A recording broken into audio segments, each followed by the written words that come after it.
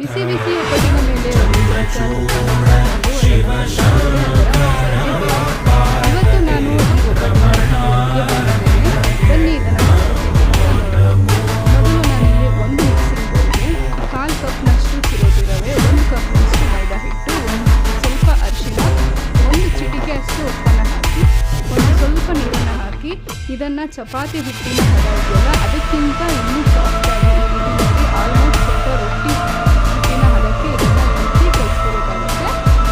ಸ್ವಲ್ಪ ನೀರು ಹಾಕಬೇಕು, ನೀರು ಜಾಸ್ತಿನೇ ಹಾಕ್ಕೋಬಾರ್ದು, ಕಡಿಮೆನೇ ಹಾಕ್ಕೋಬಾರ್ದು. ಈಗ ಇದು ನೆನೆಯೋದಕ್ಕೆ ಅಂತ ಅಂದ್ಬಿಟ್ಟು ನಾನಿಲ್ಲಿ ಒಂದು 1/4 ಕಪ್ನಷ್ಟು ಅಥವಾ ಒಂದು ಅರ್ಧ ಕಪ್ನಷ್ಟು ಇಲ್ಲಿ ನಾನು ಎಣ್ಣೆನ ಇಲ್ಲಿ ಹಾಕ್ಕೊತಾ ಇದ್ದೀನಿ. ಅದು ಪೂರ್ತಿ ಬಿಡಬೇಕು, ಅದಕ್ಕೆ ಅಲ್ಲಿವರೆಗೂ ಎಣ್ಣೆ ಬೇಕಾಗುತ್ತೆ. ಈ ಎಣ್ಣೆಯಲ್ಲೇ ಈ ಹಿಟ್ಟು ನೆನೆಬೇಕು. ಸುಮಾರು ಒಂದು ಅರ್ಧ ಗಂಟೆಯಿಂದ 1 ಗಂಟೆ ಈ ಹಿಟ್ಟು ತುಂಬ ಚೆನ್ನಾಗಿ ಬರುತ್ತೆ.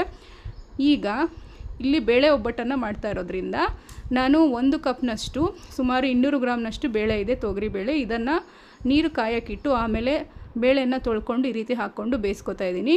ಸುಮಾರು ಒಂದು 3/4 ಭಾಗ ಅಥವಾ ಒಂದು 80% ಅಷ್ಟು ಈ ಬೇಳೆ ಬೇಯಬೇಕು. ಅದೇ ಪಾತ್ರೆಯಲ್ಲಿ ನಾವು ಒಂದು 2 ಚಮಚ ಅಷ್ಟೇ ನೀರನ್ನು ಸೇರಿಸ್ಕೊಂಡು ಒಂದು 300 ಗ್ರಾಮ್ನಷ್ಟು ಬೆಲ್ಲನ ಇಲ್ಲಿ ಹಾಕ್ಕೊಂಡಿದ್ದೀನಿ. ಈ ಸ್ಟಫಿಂಗ್ ಏನಿದೆ ಇದು ಸ್ವಲ್ಪ ಸ್ವೀಟ್ ಸ್ವಲ್ಪ ಜಾಸ್ತಿನೇ ಇರಬೇಕು, ಯಾಕಂದರೆ ಹಿಟ್ಟಿನ ಅಲ್ಲಿ ನಾವು ಇಟ್ಟು ಇದನ್ನು ತಟ್ಟೋದ್ರಿಂದ ಅದು ಸ್ವಲ್ಪ ಸಪ್ಪೆ ಥರ ಬಂದುಬಿಡುತ್ತೆ. ಹಾಗಾಗಿ ಈಗ ಬೆಲ್ಲನ ಕರಗಿಸ್ಕೊಂಡಾದ್ಮೇಲೆ ಒಂದು ಸ್ವಲ್ಪ ಏಲಕ್ಕಿ ಒಂದು 2ರಿಂದ 3 ಇಲ್ಲಿ ನಾನಿಲ್ಲಿ ಚೊಚ್ಕೊಂಡು ಹಾಕ್ಕೊಂಡಿದ್ದೀನಿ. ಆಮೇಲೆ ಬೇಳೆನ ಹಾಕಿದ ತಕ್ಷಣ ಸ್ಟವ್ನ ನಾವು ಟರ್ನ್ ಆಫ್ ಮಾಡ್ಕೊಂಬಿಡಬೇಕು, ಇಲ್ಲಾಂದರೆ ನೀರೆಲ್ಲ ಬಿಟ್ಕೊಂಡ್ಬಿಡುತ್ತೆ. ಹಾಗಾಗಿ ಆಮೇಲೆ ಒಂದು ಸ್ವಲ್ಪ ಕಾಯಿ ತುರಿಯನ್ನು ಸಹ ಹಾಕ್ಕೊಂಡು ಮಿಕ್ಸ್ ಮಾಡಿಕೊಂಡು ಇಟ್ಕೋಬೇಕಾಗತ್ತೆ. ಒಂದು ಮಿಕ್ಸರ್ ಜಾರಿಗೆ ಹಾಕಿ ಈ ರೀತಿ ತರಿ ಆಗಿ ರುಬ್ಕೊಂಡ್ಬರೋದು ಅಷ್ಟೇ. ಗ್ರೈಂಡರ್ಗೆ ಹಾಕ್ಕೊಂಡ್ರೆ ಇದ್ರ ಹದ ತುಂಬಾ ಚೆನ್ನಾಗಿರುತ್ತೆ. ಆಮೇಲೆ ಇದರಿಂದ ಒಂದು ಸಣ್ಣ ಈ ರೀತಿ ಚಿಕ್ಕ ಉಂಡೆಗಳನ್ನಾಗಿ ಮಾಡಿಕೊಂಡು ಹಿಟ್ಟಿನ ಕಣಕ ಏನು ತಯಾರಾಗಿದೆ ಅದರಲ್ಲಿ ಇಟ್ಟು ಈ ರೀತಿ ನಾವು ನೀಟಾಗಿ ತಟ್ಕೋಬೇಕಾಗತ್ತೆ.